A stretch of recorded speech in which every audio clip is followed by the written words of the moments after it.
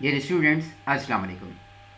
उम्मीद है आपने प्रीवियस वीडियो देख ली होगी, जिसमें हमने डिस्कस किया ब्रीफली कि पार्ट बी का आंसर आपने किस तरह से स्टार्ट करना है और उसमें मुख्तलिफ प्रैक्टिकल वेज़ को मेंशन करना है शुड और कैन का इस्तेमाल करते हुए और उन प्रैक्टिकल वेज़ को अच्छी तरह से डेवलप करना है। आपने छोटे छोटे सेंटेंसेस नहीं लिखने, बल्कि आंसर्स को डेवलप जितना करेंगे उतना ही आप इस पोजीशन में होंगे कि आप ज़्यादा से ज़्यादा मार्क्स गेन कर सकें।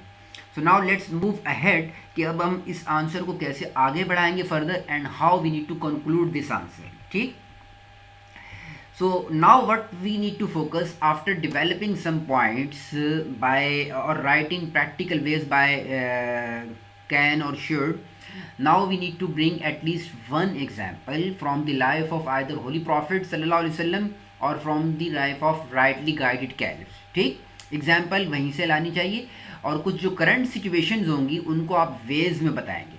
हाँ, कुछ ऐसी भी होंगी जिसमें आप फॉर एग्ज़ाम्पल कहीं कुछ अहादीस में आपके पास कश्मीर की जैसे एग्ज़ाम्पल है जिहाद की, उसमें आप उसमें मेंशन कर सकते हैं, या जैसे आपकी अगर ब्रदरहुड की जो हदीस है उसमें जिस तरह से हमारे यहाँ अर्थक्वेक आया था 2008 में, या फ्लड जिस तरह से आते हैं, या कहीं और किसी जगह पे कोई जिस तरह से आजकल कोविड-19 जो है ना वो चल रहा है, उसके बाद का टाइम चल रहा है, तो उसमें लोगों ने किस तरह से एक दूसरे को सपोर्ट किया या करना चाहिए, तो उसको भी आप इसमें मेंशन कर सकते हैं। अगर हदीस इस तरह की है, फॉर एग्जांपल अगर आप लिख रहे हैं पार्ट बी में हदीस नंबर 2 ब्रदरहुड के बारे में अगर आप लिख रहे हैं, तो फिर आप ये पॉइंट भी डेवलप कर सकते हैं उसमें।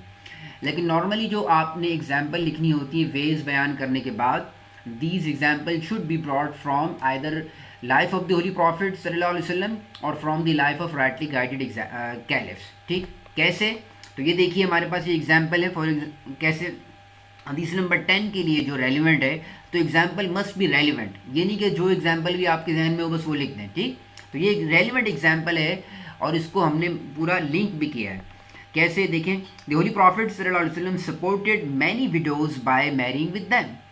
This is how he protected their emotions and provided them with security and peace of mind as well. ठीक, तो सिर्फ अगर ये लिखेंगे कि होली प्रॉफिट सल्लल्लाहु अलैहि वसल्लम ने बहुत सी विडोज़ को प्रोटेक्ट किया, दूसरा स्टेप ये है कि आप ये लिखेंगे होली प्रॉफिट ने प्रोटेक्ट किया उनको उनके साथ मैरिज करके, और फिर तीसरा स्टेप ये है कि जिसमें हमने ये भी मेंशन किया है कि उनके इमोशंस का भी इस तरह होली प्रॉफिट ने ख्याल किया, उनको सिक्योरिटी भी प्रोवाइड कर दी और पीस ऑफ माइंड भी। ठीक, तो इस तरह से पूरा यानी आप एक एग्जाम्पल लिख के उसको डेवलप करेंगे।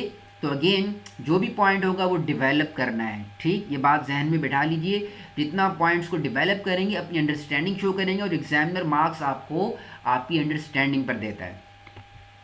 Next example we have, this is also relevant for this part B, कि he always means to holy prophet सल्लल्लाहु अलैहि वसल्लम ऑलवेज लुक्ड आफ्टर असहाब सुफ़ा and whatever food, milk or fruits and other items he would receive.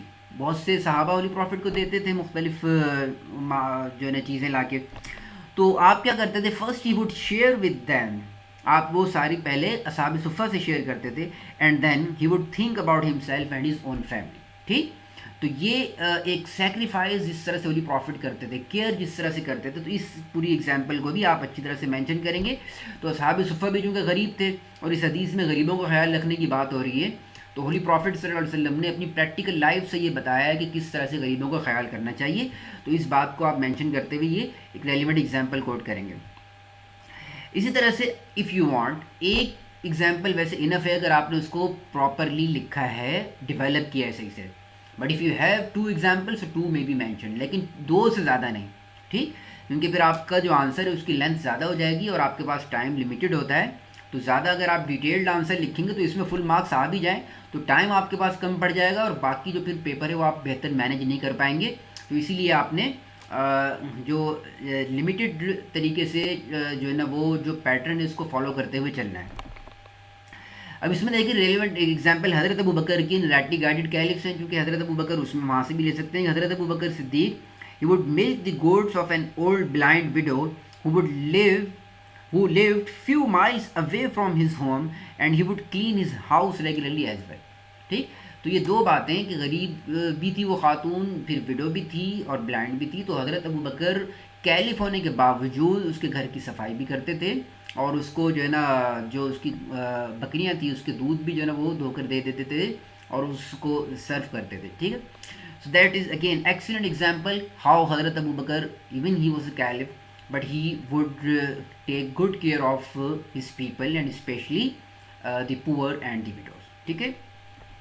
تو آئی hope کہ آپ کو بات سمجھ میں آ گئی ہوگی اچھی طرح سے کہ آپ نے پارٹ بی کا آنسر کیسے ڈیولپ کرنا ہے.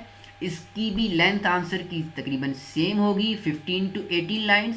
سم students they write too less اور ٹو مچ، یا پھر یہ کہ وہ پارٹ اے میں زیادہ لکھتے ہیں، پارٹ بی میں کم، کچھ پارٹ اے میں کم لکھتے ہیں اور پارٹ بی میں زیادہ لکھتے ہیں. تو آنسر تقریباً مور اور لیس جو ہے نا دونوں کی لینتھ سیم ہی ہوتی ہے. لیکن امپورٹنٹ بات اگین یہی ہے کہ آپ کو پیٹرن فالو کرنا ہے. اگر آپ نے پیٹرن فالو کیا ہے تو اس میں پھر لینتھ اتنی میٹر نہیں کرتی، وہ 19-20 ہو سکتی ہے، وہ 18-19-20 بھی ہو سکتی ہے، وہ 14 یا 15 لائنس بھی ہو سکتی ہے. ٹھیک. بٹ دس از واٹ ایک ایوریج ایک لینتھ ہے. عموماً جو اسٹوڈنٹس لکھتے ہیں تو وہ اتنی لائنس کا آنسر ان کا بنتا ہے. ٹھیک ہے. So this is all about part B answer. I hope کہ آپ کو یہ بات اچھی طرح سے سمجھ میں آ گئی ہوگی.